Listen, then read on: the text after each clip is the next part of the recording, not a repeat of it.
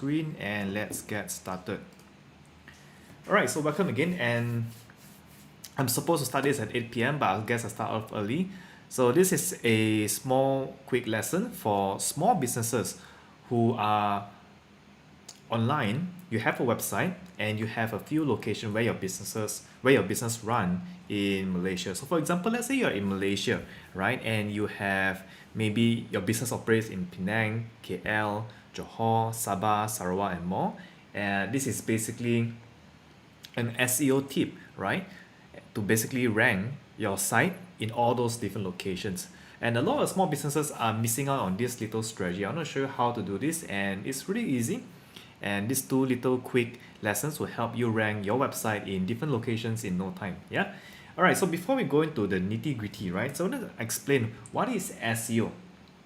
So SEO is basically search engine optimization, and I'm sure a lot of you would know that already. So search engine optimization is something people like to say, oh, it's a way to get free traffic, right? Just rank your site on Google. So when someone search for a particular keyword, for example, let's just say you're in business of selling bicycles and someone search for bicycle to buy in KL, for example. And if they see your site on the top pages of Google, you'll get a chance to get an organic customer coming into your website and buying from you. So that's basically SEO. And SEO is the process of optimizing your site internally and also externally to rank when someone search for a relevant buying keyword. So that's SEO. And a lot of people say that, oh, it's a free thing, right? So it's a free way to get traffic. And the truth is, nothing is really free because SEO takes a lot of time. You will need time to actually work on your SEO. You will need effort. And of course, if you don't do it yourself, you would have to get someone to do it for you. And nothing is really free. Think about how you have to pay for your electrical bills as you work on your SEO. Think about how you would have to pay for internet bills, and of course, not to say your computer, your keyboard and everything else as you work on SEO. So SEO is not actually above that. SEO is really expensive. Now, why do I say it's expensive? It's because when you start doing serious SEO, you will start inevitably using tools. What sort of tools? Keyword research tools, backlink checkers, and more. And these tools are expensive. For example, if we use something like Ahrefs, Ahrefs or RFs, depending on how you like to pronounce it, is a pretty popular SEO tool. And one of the basic standard plans would set you back around $179 in USD per month. Now that is expensive for a lot of Malaysian businesses, right? And if you're a small business trying to do some SEO for your website, paying $179 per month for SEO alone for a tool probably don't make sense for you. Now, if you are an agency, if you are someone who runs a big corporate, then maybe this is something that you want to go for. But if you're a small business, then this is probably a no-no for you because it's too expensive, right? And imagine how much it brings you, how much you will have to pay in a year, right? Now, when it comes to SEO, you also have to create a lot of content. So a lot of SEO marketers and gurus would tell you to create a lot of content because Google ranks websites based on content. And when I say content can be in many different forms. It can be in articles, it can be in posts, it can be in videos, it can be photos. Whatever that is relevant that someone is searching for is known as a content. So let's say if I want to cook at home, right? I'm looking to cook at home and I want to search for a recipe. Now that content that I'm looking for is not an article, maybe. It could be a video recipe, right? So anything that someone is searching for can be categorized as a content.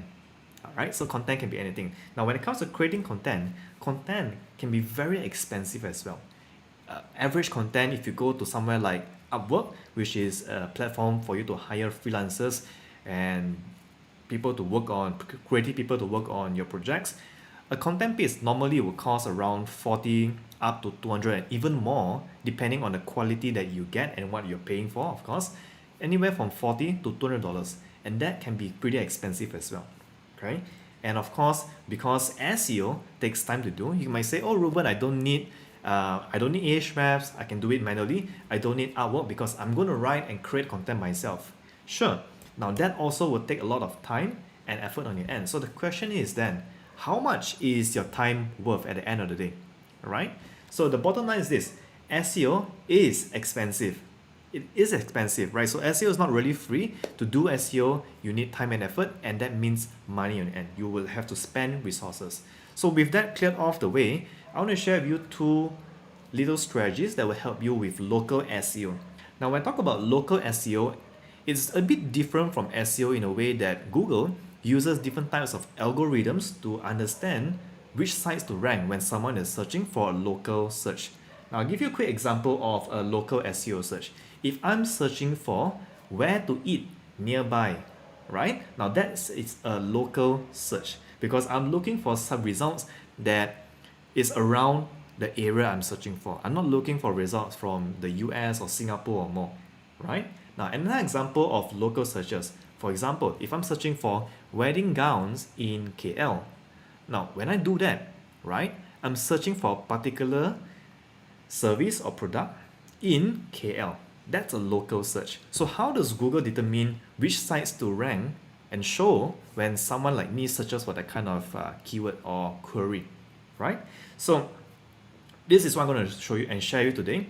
And this would be two strategies for you to rank your site in case if you are a business who is trying to rank your website for local searches. So the first one, really simple, is to build local website, local websites pages. I missed a word there. Local web pages. Okay, let me just change this. Yeah, I think this is a mistake. Build local web pages. Okay, landing pages for each state. Okay, so build a local web pages, aka landing pages for each state. Now, what does this mean in essence? So, for example, let's just say you are someone. Let's just say you are a constructor. You help people construct homes, right? And your service extends in KL, in Ipoh, in Penang, and also Johor, right? But when someone searches for constructors in Penang, you do not show up. You only show up for results in KL. So what do? Now, one of the best strategies I can share with you is to build extra landing pages for different states. So, coming back to the example, if you are a constructor who is interested in doing business in Penang, KL, and Johor, what you want to do is to create a landing page for Penang, create a landing page for KL, and create a landing page for Johor with relevant results, content, and information for people who are in different states. Okay, so I can't show you the example that we have done for our client, but I can show you a quick case study of another company that I'm using an example of. So this is a US-based company called Olin Roofing. So I think they are in the business of providing roofings and building roofs for clients, right? So they build things like gutters, they build things like roofing, they build things like, all these things for roofs, right? And their service extends to different parts of different counties and different cities in the US. So in the US, there's a lot of cities around, right? So what they have done with their SEO is they have created separate landing pages for each of the cities. So you can see all the cities here, okay? And I'm going to show you this in real life, so you can see what I'm talking about. I'm not showing you slides. I'm going to show you real actual examples. So I just want to take a look at all the cities that they serve in, and you can see that they have a lot of cities here, right? And they have built a landing page for each of these cities to rank for local searches. So I'm going to show you an example on my screen. All right, let me go to my desktop. Oops, there we go. Okay, I'm going to go into, okay, where did I see that? Olin Roofing, yeah? So if you go into, and do you see this here? So cities that we serve, Arlington, Bedford, Belmont, Cambridge, and more. So if I click on Arlington and let's say Cambridge and Lexington, you can see that the difference between these pages, right, not much. You see that? Or at Arlington, top roofing repair and replacement contractor. Right? At Olin Roofing, we specialize in affordable green roofing gutter service in Arlington, MA. So gutter services in Arlington, MA, I'm thinking that's a keyword, right? So this is in Arlington. Now let's look at the next state, Cambridge, MA. Do you see how similar this landing page are, right? At Olin Roofing with special gutter services in Cambridge, MA. All right. Now, next third one. In Lexington, do you see how it's exactly the same, but they are catering this towards searches that originate from different local areas in the US, right? So if you are a business who service and have products or have presence in different states in, let's say, Malaysia, right? You want to actually create different pages for different states, and this is one of the quickest way to capitalize on local searches that originates in nearby states. All right, so hope this helps. I'm going to go back to my slides here and show you the others. All right, so that is it. This is the first one, which is to create landing pages for different states. Now, second strategy I want to share with you is to gather and collect more NAP or NAP citations.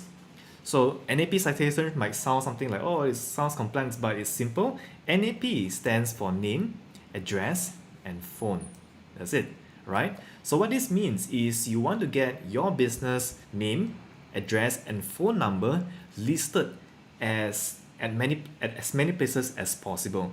So think of the most basic one, if you have guessed it correctly, are places like Google My Business. So when someone search for, let's just say, bicycle in KL, they might see a Google search there with a map that recommends a bicycle shop nearby.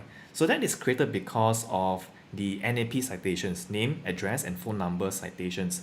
Now, of course, the core places that you can put these things are in Google My Business, which is really simple. Go to Google My Business and sign up for free and put in the name, address, and phone number of your business locally, right? But you can extend further from this Google My Business. And some other sites you can put in are places like Facebook, right? Things like Yellow Pages if they still exist. And think about other directories as well. There are a lot of directories. If you're a hotel, right, you probably want to put in your address, name, and phone number into places like hotels.com, into places like all these different places, right? Local news sites, and just Google for different types of directories that allows you to put in your name, address, and phone number. And this would actually help you with local search ranking. To give an example, there are two types of citations before I go into examples. So the two types of citations, the first one is a structured citation. This is the most common one, right? And to give you an example, you can see that in this example, it's structured because it has the address, the phone number, and of course the website, all inside a nice structured layout on this directory, right? And this is for a kindergarten, for example. Okay, so this is structured. But then we also have unstructured citations. Here we go. So again, another kindergarten, but you can see that this is not structured correctly, right? They are not put in a nice structured way. They have put in the information in part of the paragraph of the web page itself. So you can see that we have all these little information here. But this also works, and this also helps with SEO. Okay, so to give you a quick example, now when I go to Google and when I search for something like, let's just say, kindergarten in Sarawak, or kindergarten in Selangor, okay, something more popular. Now when you search for kindergarten in Selangor, and let's just say you want to rank for something like that, kindergarten in Selangor.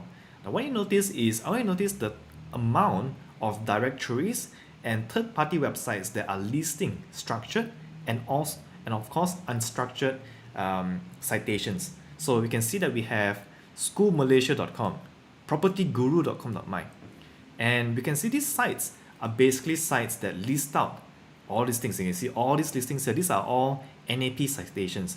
And if you're a business or you're a kindergarten who wants to rank for when someone search for kindergarten in Selangor, ideally you would have to come into this site and list out your name, address, and phone number into one of these lists here. Okay, so this is one citation list. Property Gurus, you can see that they put in. So Property Guru has placed it in a way that is unstructured, but still it brings back the weight, right? And this is why when someone search for kindergarten in Selangor, they'll find two of these listings up here. All right, then we have what else do we have here? Preschool Malaysia, Kiddie123, schooladvisor.mine. So these are all directories and of course sites where you can actually enter your information to collect a citation back. So that is NAP citation, right?